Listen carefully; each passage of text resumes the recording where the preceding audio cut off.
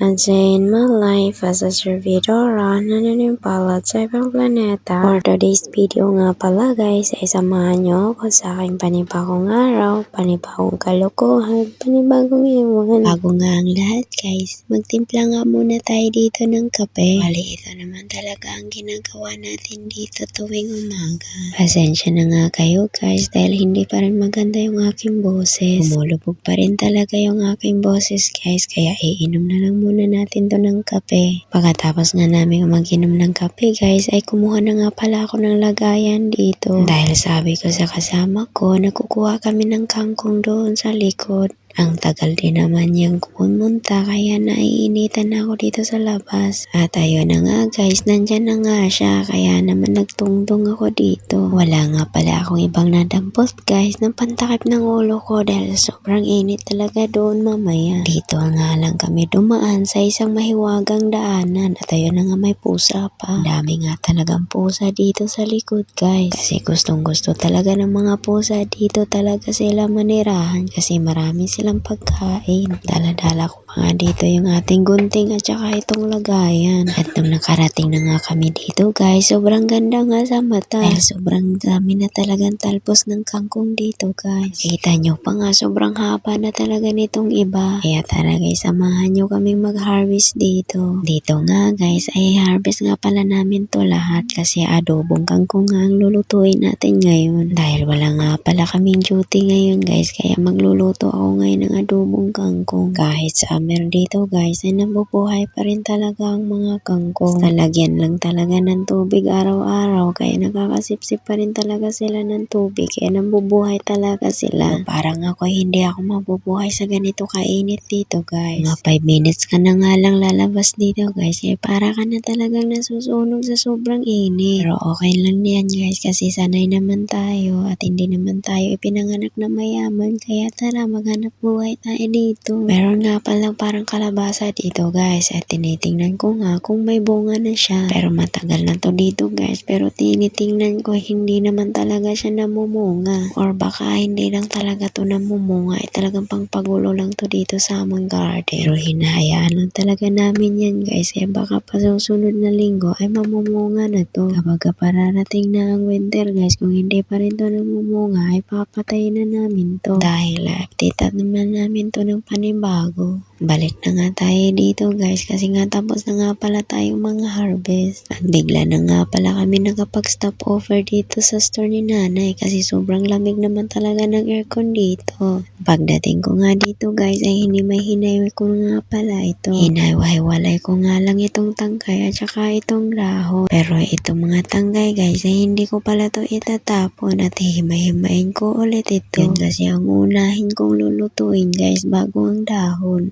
Igigisa ko muna tong tangkay bago ko ilagay ang dahon at bago ko ilagay itong mga halo-halo niya. At nung natapos na yung mga dahon guys ay ito na maigugupit-gupit natin. Hindi nga pala ito madali guys kaya it takes time talaga. At nung habang naghimay-himay pa nga ako dito guys, may bigla nga palang update yung amo namin. Tapos timing pa guys na ako yung mag-duty kaya binilisan ko dito dahil magluluto pa ako at mag-aayos pa ako ng mga gamit ko. Yung mga oras na yun guys ay hindi na ako nakapag-video kaya dali-dali naman na akong pumunta dito sa kwarto at magpa-plansya na ng uniform. Sa mga oras na to guys ay hindi na talaga ako kapag-isip na mag-video guys kaya pasensya na talaga kayo. At nung pagkatapos ko nga mag-plansya guys ay proceed na ako dito at inayos ko na din tong aking mga dela. Babalutin ko na nga ito guys as usual na ginagawa ko dati. Tagal-tagal na rin kasi hindi kami nakapag-duty guys. Lang pala ang video ko guys at yun nakabihis na pala ako dito. Binilisan ko lang talaga yung kilos ko dito guys at hindi na talaga ako nakapag-video pa. Kasi urgent kasi itong duty na to guys. Okay lang yan guys, carry naman natin kahit solo tayo ngayon. At wala din pala akong load sa mga oras na ito guys. Ewan ko na lang kung makapag-load ako mamaya. Kaya tara guys, samahan nyo ulit ako dito. Sana tuloy-tuloy na tong ating pag-duty guys kasi malapit na ang katapusan. Aasa pa naman tayo sa ating sweldo.